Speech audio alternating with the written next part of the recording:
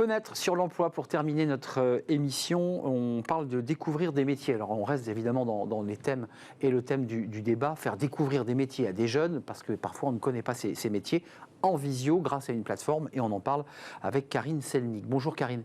Bonjour Arnaud. Ravi de vous accueillir. Vous étiez venue au tout début de notre émission Smart Job, me semble-t-il. Ouais. Vous êtes CEO et fondatrice de Test un métier. Alors vous l'avez créé en 2016. À l'époque, il n'y avait pas cette plateforme. Non. À quel moment vous décidez de créer cette plateforme? Alors vous allez me dire, parce que le Covid est arrivé, qu'on ne pouvait plus bouger. Exactement. Et que j'ai créé cette plateforme. Exactement. Non, Test un métier, c'est effectivement une société que j'ai créée en 2016 avec comme parti pris que c'est pas simple de changer de travail. Alors on n'est pas forcément sur les jeunes, nous. Hein. C'est une deuxième partie se voit.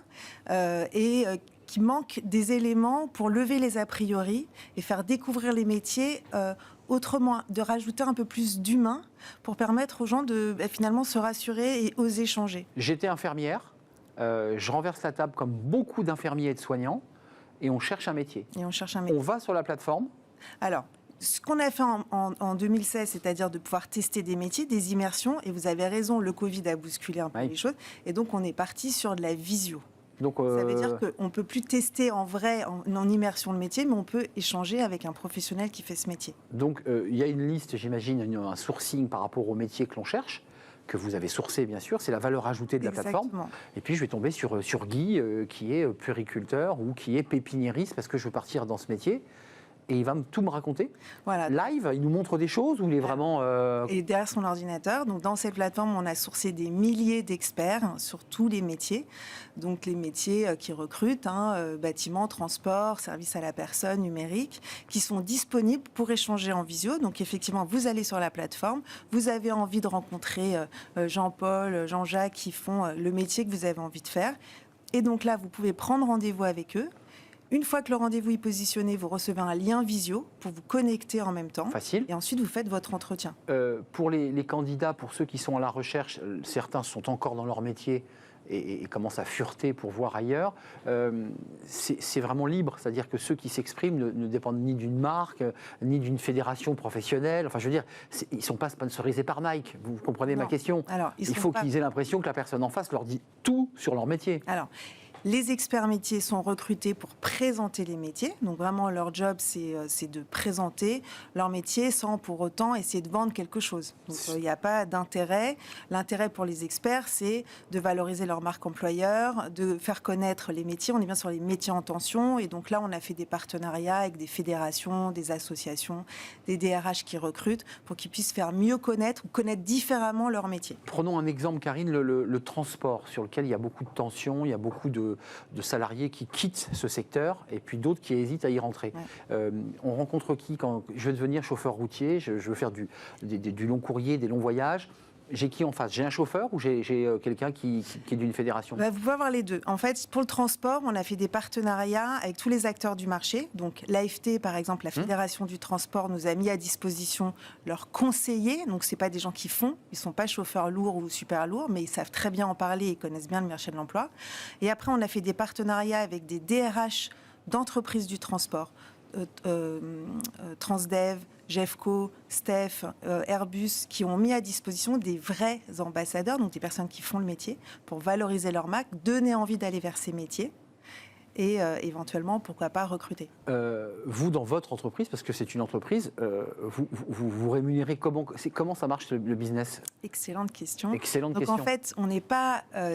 accessible par l'ensemble des personnes, il faut y être invité par son conseiller en évolution professionnelle. En fait, cette plateforme, elle est dans les mains des conseillers Pôle emploi, APEC, Right Management, donc conseillers d'outplacement. Ça passe par eux, automatiquement. C'est eux, et c'est important pour nous parce qu'on vient professionnaliser cette étape de l'accompagnement. Donc, toute l'étape d'accompagnement à la reconversion, elle est plutôt bien structurée. Mais la partie se confronter à la réalité du marché, il manque un peu de réseau et de structure. Et c'est pour ça que nos clients sont les cabinets, les centres de bilan de compétences. Et ce sont ces centres-là qui vont inviter leurs bénéficiaires. D'accord, ça veut dire que la personne parce qu'elle est passée à la mission locale, à Pôle emploi, enfin dans tous les... va avoir un accès à votre site. Et l'étape, ça c'est l'étape amont, et l'étape aval, c'est qu'une fois qu'elle a découvert quelque chose, elle va ensuite être accompagnée par un cabinet. On est d'accord ? Elle est toujours accompagnée par son cabinet, puisque pour y être invité sur Visio-Métier, il faut avoir un cabinet, il faut avoir un conseiller. Un conseiller Pôle emploi, par exemple. Un conseiller Pôle emploi, APEC, Right Management. Donc tous les conseillers Pôle emploi de toute la France. Ah ouais, là, parce que vous êtes dans des zones test. Peut-être que grâce à vous, on le sera. Donc pour l'instant, vous êtes où ? Vous êtes situé où ? Sur Pôle emploi, on est en Île-de-France. D'accord. Et après, sur toute l'Île-de-France. Sur toute l'Île-de-France. Et après, sur un des départements. En fait, on est en train de faire des expérimentations département par département. Après, sur les cabinets d'outplacement, c'est eux qui décident combien de licences ils octroient au cabinet. Pour celui de Randstad, tous les conseillers sont équipés. D'accord. C'est encore, voilà. Et ensuite, on a 300 conseillers de centres de bilan de compétences qui, eux, sont équipés. Et donc, faut choisir. En fait, sur notre site, on référence les cabinets qui sont équipés de Visio-Métier. D'accord. Et concrètement, en termes de flux, le flux sur la plateforme, c'est quoi ? Alors, la semaine dernière, on avait fait 400 rendez-vous. Donc déjà, c'est une plateforme qu'on a démarrée avant l'été chez Pôle emploi et qu'on a vraiment commencé à déployer. Donc il y a 400 professionnels ou représentants d'une profession qui ont eu en face. Alors les profils des gens qui sont en face, des 400, vous devez, j'imagine, avoir un peu la palette. Ils cherchent quoi ? Ils veulent aller où ? C'est quoi les secteurs où ils ont envie ? Statistiquement, 27% des demandes qui ont été faites, c'est sur des métiers RH.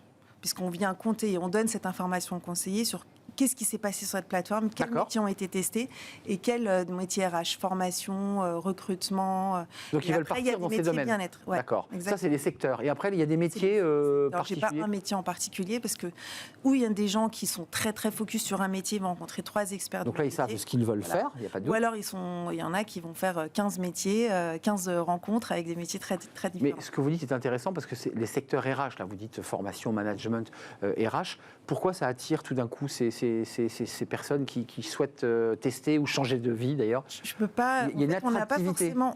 On fait des enquêtes sur nos utilisateurs, mais comme on a à la fois parfois des salariés qui sortent d'un plan de départ volontaire, qui sont accompagnés par un cabinet d'outplacement, on a parfois des gens très éloignés de l'emploi via Pôle emploi, etc. On a toutes sortes vraiment de profils, toutes sortes de profils, mais on est plutôt sur les secondes parties de vie. Donc on n'est pas sur les 15-30, on est plutôt sur les 30 et plus. Oui, c'est ça, parce que j'évoquais tout à l'heure le contrat d'engagement jeune. Exactement. Sur des jeunes très éloignés, mais qui ne savent pas, comme beaucoup d'ailleurs à 17 ans où ils veulent aller.